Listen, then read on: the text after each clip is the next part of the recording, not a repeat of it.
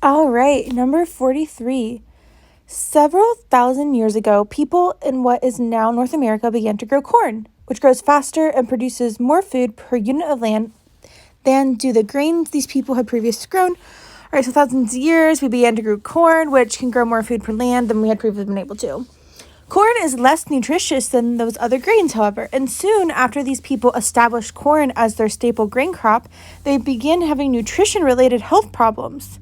Yet the people continued to grow corn as their staple grain, although they could have returned to growing the more nutritious grains. All right. So, which of the following, if true, most helps to explain why the people mentioned continue to grow corn as their staple grain crop? All right. So, we're trying to figure out, why did people continue to grow corn as their staple grain, even though even though they began to have nutrition-related health problems? Mine is, maybe they didn't know the corn. My prediction here, you always want to make a prediction of why these two things can be true at the same time on these paradox questions. My prediction is maybe the people didn't know that it was the corn that was causing them to be, or to have nutrition-related health problems. All right, A, the variety of corn that people relied on as their staple grain produced more food than ancestors of that variety? No, not A. B, modern varieties of corn are more nutritious than were the varieties grown by people in the North America 7,000 years ago. I don't like B, because I don't think when we're talking about these people continuing to grow corn, I don't think we're talking about the modern people. I think we're saying hey, these same people were that. C, the people did not domesticate large animals for meat or milk, either of which could supply nutrients not provided by corn.